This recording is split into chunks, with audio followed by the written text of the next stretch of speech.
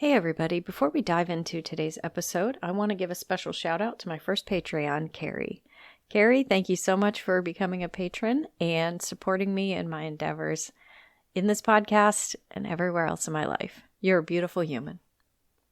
And if you'd like to be a beautiful human like Carrie, you can go to patreon.com/Nikki the Death Doula and become a Patreon today. You can get special shout outs and bonus content that is not available to the general public. Thank you so much for your support. And now on to this week's episode.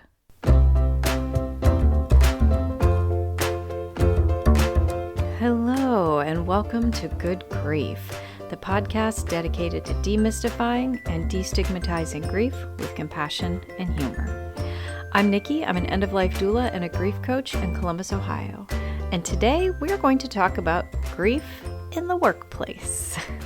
This was a topic suggested to me by one of my listeners. Thank you so much. As always, if you have a topic or something you'd like me to discuss or research or look into or dump my wealth of knowledge upon you regarding, please feel free to reach out and let me know.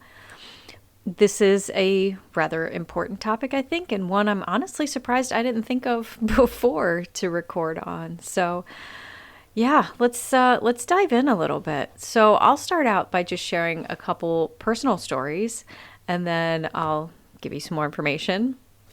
And I'm going to try not to soapbox too much because I'm just going to get this out of the way. Okay, I am going to soapbox for a second. I'll get it out of the way at the beginning. You can skip forward a little bit if you need to. Most, not all, most companies within the United States will allow 3 days of bereavement for a death in the immediate family. Or I'm not sure. I know in our handbook where I work at my day job, it's specified what family members you get these bereavement days for. So if it's like your second cousin, you don't get any bereavement. I'm not even sure if you get bereavement for first cousins. But for most immediate family members, grandparents, children, things like that, you get 3 days bereavement. Anything additional you take, you have to use your personal time, whether that's vacation time. And again, every company's different with how they manage their time off. Some people, you can use sick time. Other, you have to use vacation. Ours are all lumped together where I work. So you get 3 days bereavement. Anything past that, you have to use your own personal paid time off. And I hate that.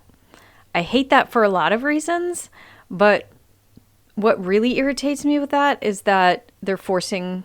that they force value of relationship onto that. So, like I said, I don't think second cousins are covered under that. So if I have a second cousin that is a sister to me because we were raised in the same household, that relationship is going to be very different for me than it would be for somebody else. And the fact that I wouldn't be able to use any bereavement time for that is quite frankly disgusting. Now, I also understand the reasons why some of these are in place. Some people will take advantage. There are always people out there that will take advantage of benefits, right? We all know this. That is also disgusting. But the fact that we only get 3 days really irritates me, especially if it's if it is your spouse, if it is your parent, if it is your child. I'm sorry, but 3 days off work is not enough. Okay, I will get down off my soapbox now. I apologize. I can't imagine anybody out there feels differently, so I don't fully understand why that's still the case. But so a couple personal anecdotes. I have mentioned many times I lost my only sibling, my brother, in 2015, and it happened over Memorial Day weekend. I took the entire week off work. Now, we didn't have work on Monday because it was a holiday, but I took those next 4 days off. Only 3 of those I got, credit for. I had to use my personal time for the 4th. Now, for me, it was okay. I didn't mind. And I even, after the first couple days, I went into the office for about a half day. Not because I felt like I had stuff I had to get done. It was more, I needed to separate myself because we had spent literally every breathing moment in my brother's apartment because we had very little time to clean it out before they were going to turn it over to, re-rent it to somebody else. But we were over there every single day working on cleaning, and it was so much. It was physical, mental, emotional. It was hard work. And I needed a break. I honestly needed to focus on something else. So I went into work for half a day. But not everybody works that way, right? And like I said earlier, if it's somebody really close to you, I've known people who've lost their spouses and then they had to go back to work after 3 days. Like, it's frustrating. It's very frustrating. Back in 2013, I believe it was, I lost a couple people back to back that year. It was a real bad year.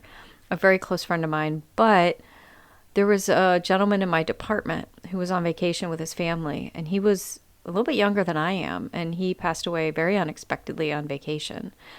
And that was kind of a hit to all of us at the office, obviously, because, we all knew him, loved him. He was such a beautiful human, too. He was a great guy, one of those people you just could not like.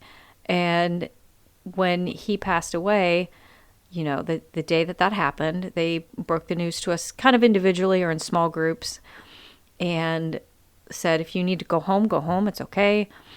We'll take care of it. They offered counseling. They had HR brought counselors in to have conversations with anybody in the company that felt they needed to, but especially within the department. We had it was really nice. We had a nice group department meeting with the counselor, so we could kind of talk it out, and I thought that was lovely. I'm very glad that they offered that to us. But those are just some of my personal stories as far as the bereavement period and deaths that have happened while I was, in the workforce. But what we need to discuss, what I really want to discuss here is more what happens after this, right? What happens when you're grieving and you have to go to work? Because I have been through this, and almost everybody I know has been through this at some point. And what do you do, and what can you do for your coworkers that might be grieving? First, I'm just going to list off of some basic things we all need to keep in mind when it comes to yourself or a coworker when it comes to grief. First of all, respect relationships. Like I was saying at the very beginning when I went on my soapbox, just because somebody's second cousin died doesn't necessarily mean it was no big deal to them. They might have had a very different relationship with their second cousin than you do with yours. And vice versa, some people have lost a parent, but they didn't have a good relationship with their parent. And they're not necessarily happy about it, but their grieving is going to be different. So just respect those relationships. Don't be afraid to talk about it. If you're approaching a coworker who is grieving and you want to help, let them know that. Let them know you're thinking about them, you care, you're sorry for their loss, and offer to let them talk to you if they would like to. They may not. It depends on the relationship you have with your coworker. I used to have I've worked in the same place for 15 years, and the department I work in used to be very different a few years ago.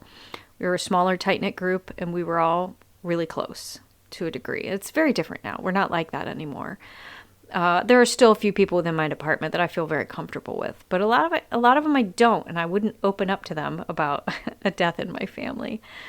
But just remember, if you want to help and you want to let somebody talk to you, let them know. They may not, and don't take that personally.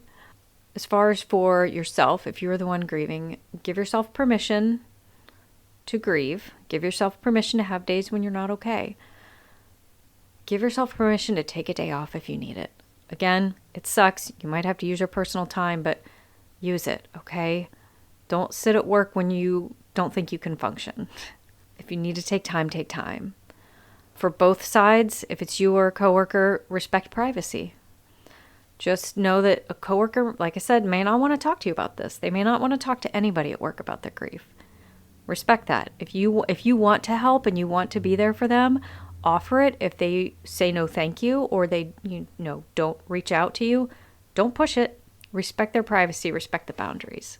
I'm not saying that, a work relationship can't be a good relationship or you can't help or things like that. Just, again, respect privacy.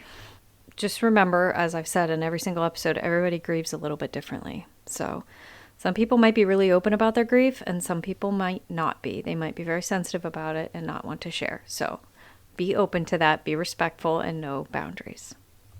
Now, if you've had a coworker that has experienced a significant loss, there are a lot of things you might want to look out for and to expect. You might see signs of fatigue, They might not quite see themselves. They might be a little more tired.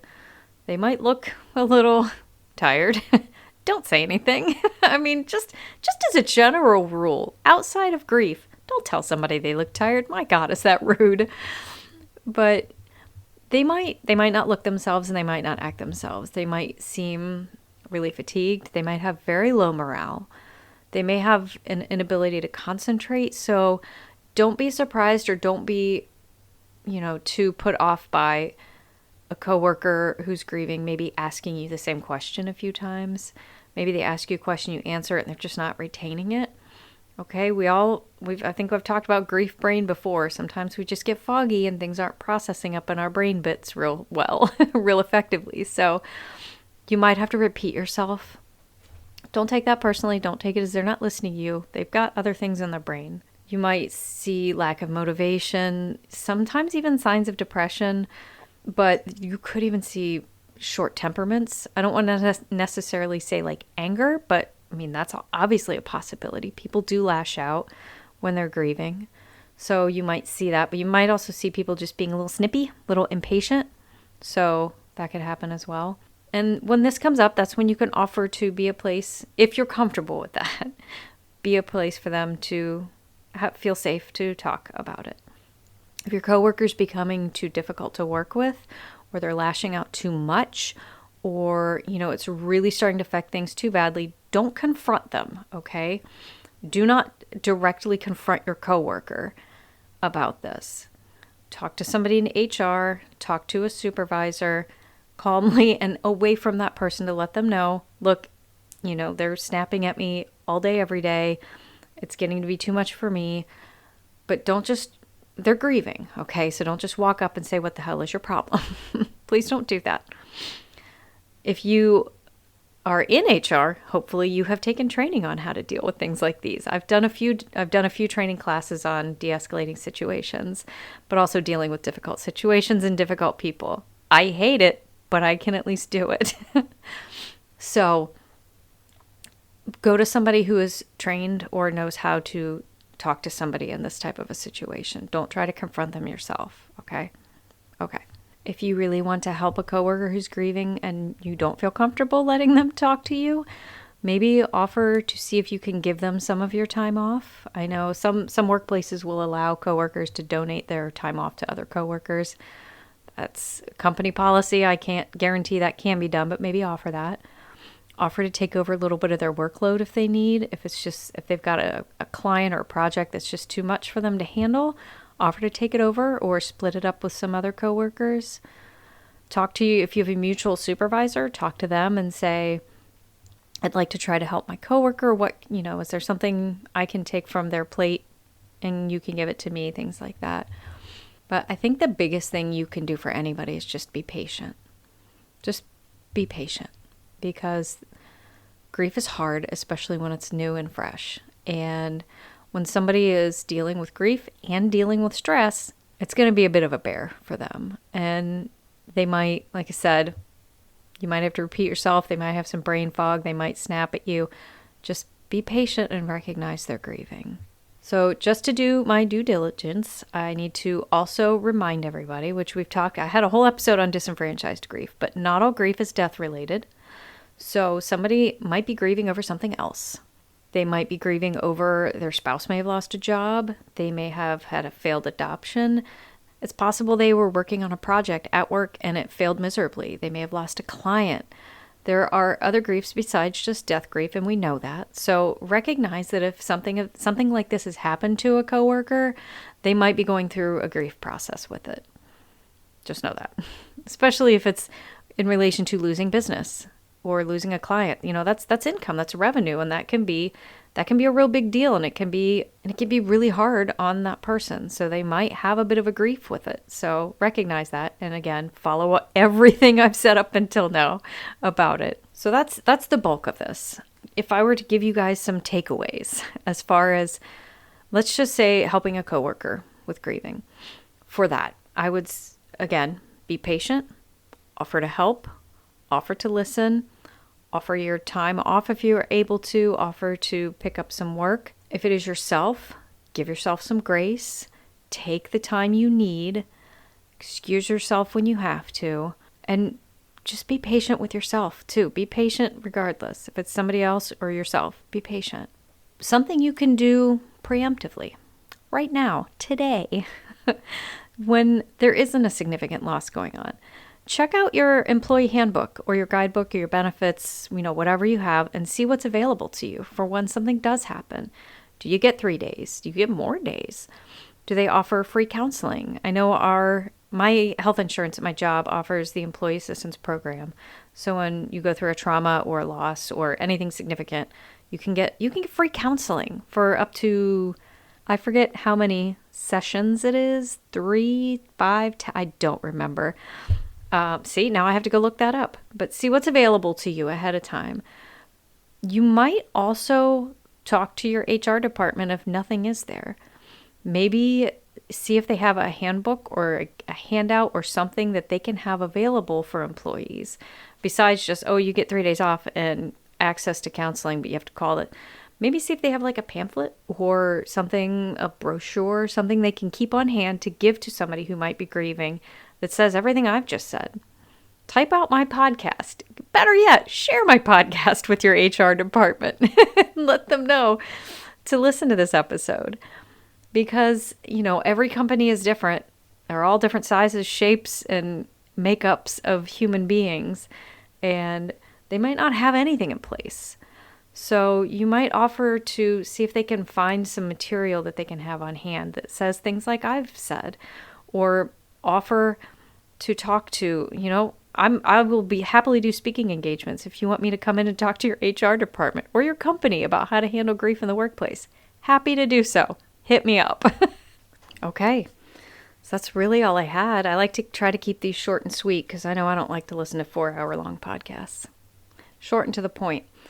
But I hope that was helpful to you, and I hope I answered any burning questions you might have had about grief in the workplace. If it's not enough, or you need more information or want to talk to me about it, please, you know where to find me. I'll get to my socials at the end. That's how I do that. Because first, before any of that, we have to do the death deck. All right. So I'm going to shuffle up the cards and pick one at random. Ooh, okay, I like this. The bucket list. If you knew you'd die in a week and money was no object, what 3 bucket list items would you check off your list? Ooh, okay, gosh. For me, I've always wanted to see England, Scotland, and Ireland. And I actually had an opportunity to go, and we were scheduled to visit a friend that lived in England in September of 2020. Well, I'll let you guess what happened there. So, yeah, I would absolutely want to visit England, Ireland, Scotland. I want to see some real castles. I want to see the land. I mean, a big chunk of my family came from England, so I'd like to see where my family has hailed from. The other 2 things, man, I don't know. I don't really have a bucket list. Is that sad? I definitely have things I'd like to do, but here's the thing. One of the things that is on my bucket list is hiking the entirety of the Appalachian Trail. Not necessarily in one go, but I would like to do it. And I still may in chunks. But if I knew I was going to die in a week, that would not happen. It takes like 6 months to do that. So that's not going to happen. There's a couple people I would love to meet in life. Not necessarily celebrities, but people of there are a couple fitness professionals that I'm huge fans of that have been such a huge impact on my life that I'd love to meet in person, things like that. But the biggest thing would be the travel. And honestly, if I only had a week, that's about all I get done anyway. So but there's something to think about. What would you do if you only had a week and money was no object? All right. So as I said before, if you have questions or you want more information on this, you know where to find me. I'm on Facebook and Instagram, Nikki the Death Doula. I'm nikkithedeathdoula.com. You can email me, nikkideathdoula@gmail.com. I would love to hear from you. And again, if you're in the Columbus, Ohio area and you need me to come speak at your workplace, I'm happy to do so. I can even put together some great materials for your facility. And that is all. Thank you so much for tuning in. I hope you have a lovely week. And remember, Your grief is yours. Your feelings are valid. Grief doesn't always have to suck. Good Grief was brought to you by me. You can find me online at nikkithedeathdoula.com. Today's episode was produced by me. Research and scripts written by me. Your host is me. Editing and sound design also me. Music is not me. Music is Cheery Monday by Kevin MacLeod. License information can be found at filmmusic.io/standard-license. Special thank you to my best friend and husband for constantly reassuring me that I don't suck.